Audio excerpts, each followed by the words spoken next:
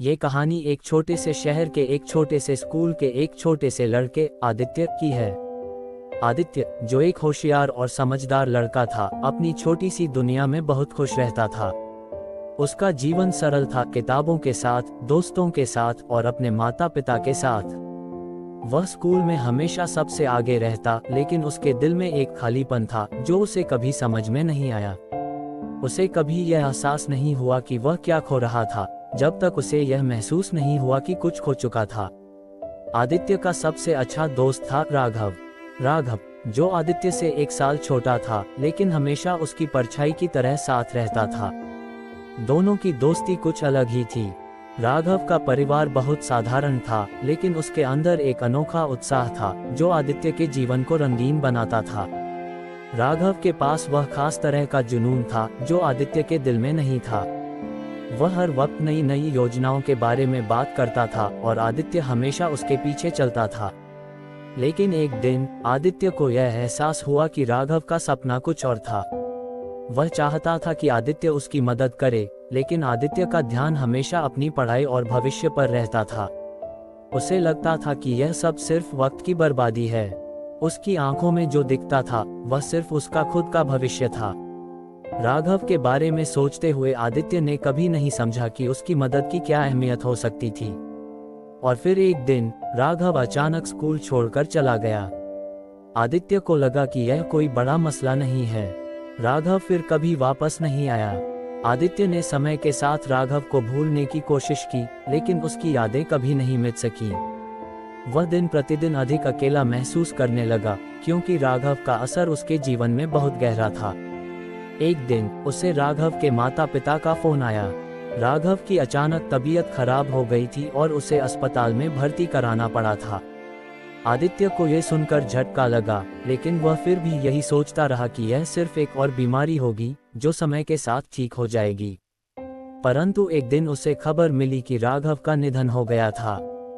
वह बुरी तरह चौंका, लेकिन फिर भी उसकी आंखों में कोई आंसू नहीं थे। उसकी सोच में एक अजीब सी शांति थी।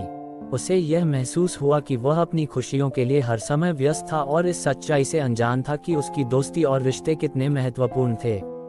समय धीरे धीरे बीतता गया, लेकिन आदित्य के दिल में एक भारी बोझ बना रहा। उसे अपनी गलती का एहसास हुआ। उसने कभी राघव की अहमियत नहीं समझी थी। वह अपने सपनों में खोया रहता था, जबकि राघव उसे हर दिन अपने जीवन के सबसे महत्वपूर्ण हिस्से के रूप में देखता था।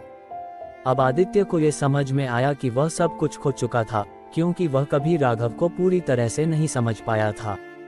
आदित्य अपने दिल के अंदर एक अजीब सी खालीपन महसूस करने लगा।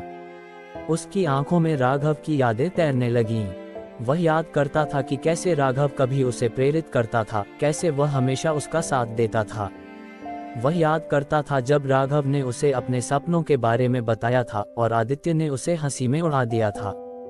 अब वह सोचता था कि अगर उसने उस वक्त राघव का समर्थन किया होता, तो शायद आज वह अपनी जिंदगी को और बेहतर तरीके से जी सकता था। आदित्य को यह समझ में आया कि उसे अपने जीवन को बदलने की जरूरत थी।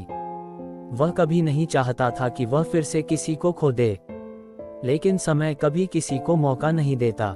राघव के जाने के बाद आदित्य को यह एहसास हुआ कि रिश्ते बहुत महत्वपूर्ण होते हैं और हमें उन्हें तब तक समझना चाहिए जब तक हम उन्हें खो न दें। अब उसकी जिंदगी में एक खालीपन था जिसे वह कभी भर नहीं सकता था। एक दिन आदित्य अपने पुराने स्कूल गया और राघव के माता पिता से मिलने का फैसला किया। वह जानता था कि वह अब राघव को कभी वापस नहीं ला सकता, लेकिन कम से कम उसे उनके पास बैठकर अपनी गलती का एहसास कराना चाहिए।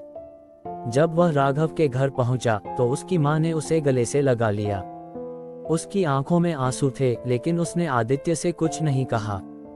आदित्य के मन में खेद था और उसने महसूस किया कि उसे बहुत पहले ये समझना चाहिए था कि प्यार और दोस्ती जीवन के सबसे कीमती हिस्से होते हैं।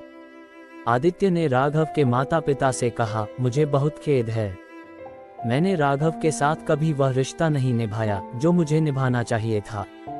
अब मुझे एहसास हो रहा है कि मैं उसे कितना खो चुका हूँ। राघव की मां ने धीरे से कहा, तुम्हारी बातें हमें समझ में आती हैं। वह तुम्हें बहुत प्यार करता था। तुम दोनों का रिश्ता बहुत खास था। अब हमें उसे हमेशा याद रखना है और यही सबसे बड़ा सम्मान है जो हम उसकी यादों के लिए कर सकते हैं।